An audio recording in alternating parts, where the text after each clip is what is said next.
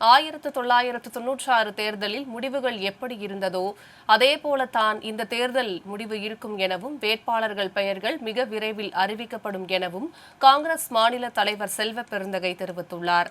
தூத்துக்குடி விமான நிலையத்தில் செய்தியாளர்களுக்கு பேட்டியளித்த அவர் இவ்வாறு தெரிவித்துள்ளார். பெருந்தலைவர் காமராஜர், முத்தமிழறிஞர் கலைஞர் முதல் இன்று தமிழ்நாட்டு உரிமைகளை மீட்டெடுத்து தமிழ்நாட்டு வளங்களை பாதுகாத்து தமிழ்நாட்டு மக்களை தலைநிமிர செய்தார்கள். பல திட்டங்களை கொண்டு வந்தார்கள். ஆனால் இன்றைக்கு டெல்லியில் உள்ள ஒன்றிய அரசிடம் எல்லாவற்றையும் அடகு வைத்துவிட்டு இவர்கள் தப்பித்தால் போதும் என்று அரசியல் செய்து கொண்டிருக்கிறார்கள். தமிழ்நாட்டு மக்கள் இதை கூர்ந்து கவனித்துக் கொண்டிருக்கிறார்கள். தமிழ்நாட்டு மக்களுடைய உரிமைக்காக யார் குரல் கொடுக்கிறார்கள், தமிழ்நாட்டு மக்களுடைய உரிமைகளை டெல்லியிடம் யார் அடகு வைக்கிறார்கள் என்பதையெல்லாம் நன்றாக புரிந்து வைத்திருக்கின்ற தமிழ்நாடு மக்கள் இந்த தேர்தலில் மிகப்பெரிய படிப்பினையை கொடுக்க போகிறார்கள்.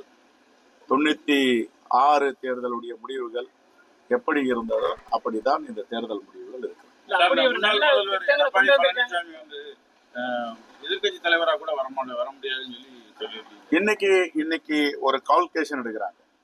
அந்த கால்குலேஷன்ல என்ன சொல்லுதுன்னா, ஒரு ஸ்ட்ராட்டஜிஸ் ரிப்போர்ட் பாஜகவுடன் சேர்ந்ததால், பாஜகவுடன் அவர்கள் இணைந்திருப்பதால், பாஜக சொல்வதை கேட்பதால் தமிழ்நாட்டு மக்கள் அந்த கட்சியை புறந்தள்ளி விட்டார்கள்.